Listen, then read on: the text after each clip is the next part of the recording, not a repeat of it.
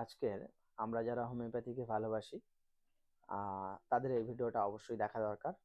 আর homeopathy কেন ভালোবাসবো সেটাও দেখা দরকার। ডক্টর স্যামুয়েল হ্যানিম্যান কে ছিলেন? বা ইনি মানে অন্য অন্য অ্যালোপ্যাথি ডাক্তার বা অন্য অন্য ডক্টর যেমন আহ, পুরো অ্যালোপ্যাথিকে আবিষ্কার করার যে বিষয়টা রয়েছে এরকম কিছু বিষয় নয়, কিন্তু হোমিওপ্যাথির পুরো জনক হচ্ছে ইনি, মানে সবটাই ইনি। বিকল্প আছে কিছু নতুন নতুন যারা মেডিসিন আবিষ্কার করেছে। ডক্টর স্যামুয়েল হ্যানিম্যান, এনার জন্ম হচ্ছে 10 এপ্রিল 1755 জার্মানিতে, আহ, মিশন শহরে মানে মিশন শহরে জন্ম। মৃত্যু হচ্ছে 1843, বয়স টোটাল 88 বছর। তিনি শুধু হোমিওপ্যাথির জনক নন, বরং তার সময়ের বিশ্বসেরা অ্যালোপ্যাথি ডাক্তারদের একজন ছিল। হ্যানিম্যানের ডিগ্রি ও কোয়ালিফিকেশন: তিনি কোনো সাধারণ ডক্টর ছিলেন না। MD, doctor of medicine, chemistry, toxicology, ফার্মেসিতে গভীর জ্ঞান রাখতেন। সরকারি স্বীকৃতি অ্যালোপ্যাথি ফিজিশিয়ান। তিনি যখন হোমিওপ্যাথি আবিষ্কার করেন তখন তিনি একজন এস্টাবলিশড টপ অ্যালোপ্যাথি ডক্টর। এটা কিন্তু ভাবার বিষয়, কারণ আমাদের এখানে কি হয়, আমাদের এখানে যত হোমিওপ্যাথি ডক্টররা রয়েছেন যাদের কোনো পার্টস নেই তারা গিয়ে হোমিওপ্যাথি করে। এটা আমার শোনা গল্প, আমি সঠিক জানি না, তবে আমেরিকা, জার্মানি এইসব জায়গাতে আগে এমবিবিএস পড়ানো হয়, তারপরে হচ্ছে হোমিওপ্যাথি পড়ানো হয়। তো যে কারণের জন্য সেসব ডাক্তারগুলো কোন লেভেলের হবে বুঝতে পারছো। এমনি আমাদের স্যারেদের বা কাছ থেকে শোনা, আহ, বড় বড় স্যারেদের ছেলেরা এখন আগে অ্যালোপ্যাথি প্র্যাকটিস করছে, তারপরে হোমিওপ্যাথি ডিগ্রি নিচ্ছে। নেয়ার পরেই মানে সেসব ডাক্তারদের কোয়ালিটি কেমন হবে বুঝতেই পারছো। এবার কটা কথা বলি, ডাক্তারের কোয়ালিটি কেমন ছিল। 18 থেকে 20 ভাষায় টোটাল, মানে ভাষা ট্রান্সলেট উনি জানতেন, উনি বই লিখতেন এবং বই ট্রান্সলেট করতেন। জার্মান ভাষা, ল্যাটিন ভাষা, গ্রিক ভাষা, ইংরেজি ভাষা, ফরাসি ভাষা, ইতালিয়ান ভাষা, স্প্যানিশ ভাষা, হিব্রু ভাষা, আরবি ভাষা, সিরিয়াক ভাষা, পার্সিয়ান ভাষা, চীন ভাষা, ডাচ ভাষা, রাশিয়ান ভাষা, হাঙ্গেরি ভাষা, আরো কয়েকটি। এই ভাষা জ্ঞান দিয়ে তিনি বিশ্বের মেডিকেল বই অনুবাদ করে জীবিকা চালাতেন, কারণ তিনি অ্যালোপ্যাথির ক্ষতিকর চিকিৎসা দেখে প্র্যাকটিস ছেড়ে দিয়েছিলেন। কেন তিনি অ্যালোপ্যাথি ছেড়ে দেন? 1780 থেকে 90 সালের অ্যালোপ্যাথিতে যা হতো: ব্লিডিং, রক্ত বের করা,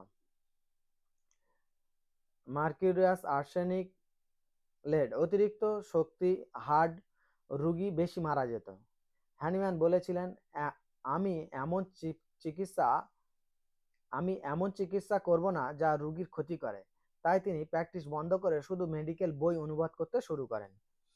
হোমিওপ্যাথির আবিষ্কার কিভাবে হলো? 1790 সালে তিনি উইলিয়াম কোলেনের একটি বই অনুবাদ করছিলেন। বইতে লেখা ছিল, সিঙ্কোনা বার ম্যালেরিয়া সারায়, কারণ এটা স্টোমাক টনিক। হ্যানিম্যান সন্দেহ করলেন, সেলফ এক্সপেরিমেন্ট, তিনি নিজেই সিঙ্কোনা বার খেলেন। তিনি ম্যালেরিয়ার মতো কিছু লক্ষণ দেখতে পেলেন: কাঁপুনি, জ্বর, দুর্বলতা ইত্যাদি। তখন এই আবিষ্কার, যে নিজেই সুস্থ মানুষকে যে লক্ষণ তৈরি করে, সেই নিজেই অসুস্থ মানুষকে সেই রোগ সারায়। সিমিলিয়া সিভিলাস কারেন্টাল, লাইক কিউরিয়াস লাইক, এটাই হোমিওপ্যাথির জন্ম। পোটেন্সি, পাওয়ার কিভাবে আবিষ্কার হলো? প্রথমে তিনি বড় ডোজে ওষুধ দিতেন, পার্শ্ব প্রক্রিয়া হতো। তারপর তিনি লক্ষ্য করলেন, ওষুধ পাতলা ডিলিউশন করলে এবং ঝাঁকুনি দিলে ওষুধ আরো কার্যকর হয়, ক্ষতি কমে। এখান থেকেই 6C, 30C, 200C এবং 1M আবিষ্কার হলো। আরো পোটেন্টাইজ আছে, কম পদার্থ বেশি শক্তি। অর্গানন অফ মেডিসিন তিনি গবেষণা করে ফেললেন। ফার্স্ট এডুকেশন ফার্স্ট এডিশনে 1810 সালে, আর সিক্স এডিশন জীবনের শেষ দিকে। আজও বিশ্বজুড়ে হোমিওপ্যাথির বাইবেল। কেন অ্যালোপ্যাথি হোমিওপ্যাথির বিরুদ্ধে? এই প্রশ্নে আপনি খুব গভীরভাবে এই প্রশ্ন আপনি খুব গভীর ভাবে করেছেন। বুঝতে পারলাম না। আহ, মূল কারণ ব্যবসা, অ্যালোপ্যাথি প্রতিদিন ওষুধ, আজীবন রুগী, বড় কোম্পানি, কোটি কোটি টাকা লাভ। হোমিওপ্যাথি কম ওষুধ, স্থায়ী কেয়ার, আর সস্তা চিকিৎসা, লাভ কম। তাই হোমিওপ্যাথি প্ল্যাসিবো বলা হয়। গবেষণা কম ফান্ড করা হয়, মেডিকেল ল্যাব বিরোধিতা করা হয়। কিন্তু সত্য, German, Bharat, France, Brazil, Russia lakh lakh মানুষ হোমিওপ্যাথিতে কিওর হচ্ছে। হ্যানিম্যান কি সাধারণ মানুষ ছিলেন? না, তিনি ছিলেন বিজ্ঞানী, দার্শনিক, ভাষাবিদ, টপ অ্যালোপ্যাথি ডক্টর, আর্থিক্যাল রিফর্মার। তাই তাকে ফাদার অফ সায়েন্টিফিক হোমিওপ্যাথি। আপনি চাইলে এই হচ্ছে হ্যানিম্যানের মিনিমাম জীবনী। এবার মেডিসিন কিভাবে কাজ করে, সত্যি বলতে আমি কিছু কিছু উদাহরণ, যেগুলো মানে যেগুলো চিকিৎসাতে রেজাল্ট পেয়েছি, আপনি বললে বিশ্বাস করবেন না। আমাদের স্যারেরা বা আরো কিছু মানুষ, উম, একটা টিউমার ছিল অনেক বড়। টিউমারটা মাত্র একবার মেডিসিন দেওয়া হয়েছে। সেই মেডিসিন দেওয়ার পরে আপনার 6 মাস 8 মাস কোনো মেডিসিনই দেওয়া হয়নি সেই পেশেন্টকে। মানে হোমিওপ্যাথিতে প্যাসিভো বলে একটা ব্যাপার আছে, যেটা হলো মেডিসিন দেওয়া হয় না, শুধু ওষুধের মানে কেমন বলবো,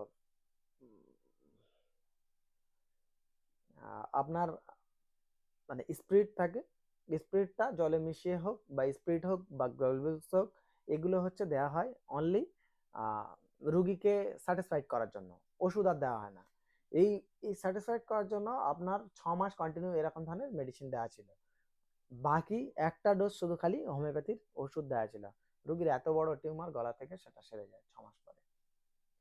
তো এই যে মিরাক্কেল যে ব্যাপারগুলো হয় গুপোতে, আমি কিছু কিছু কেস রিকভার করেছি বা রেজাল্ট পেয়েছি।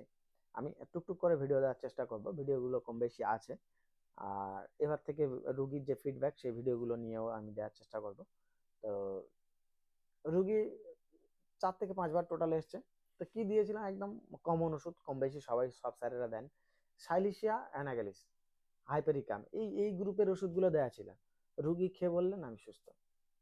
তো আপনি হোমিওপ্যাথিতে বিশ্বাস করেন কি করেন না সেটা ফ্যাক্ট নয়, তবে আমার যেটা মনে হলো, আপনি একবার ট্রাই করে দেখতে পারেন। আপনার জটিল যে সমস্যাগুলো রয়েছে সেই সমস্যাগুলো আহ, থেকে কিওর হতে গেলে আপনাকে আহ, আব্রাহাম লিঙ্কনের একটা কথা রয়েছে, আপনাকে মানে আপনি কাউকে বিশ্বাস করেন না, ভরসা করেন না, বিশ্বাসের যে জায়গাটা আপনাকে কিন্তু প্রথম ফার্স্ট পাটা আপনাকেই ফেলতে হবে। আপনি যদি ফার্স্ট পা আগে না ফেলেন, আপনি পৃথিবীতে বেঁচে থাকতেই পারবেন না। বিশ্বাসের জায়গা রাখতেই হবে। ওই ওই জন্য আপনি চেষ্টা করবেন। এবার এই পর্যন্ত থাকবে, ভালো থাকবেন।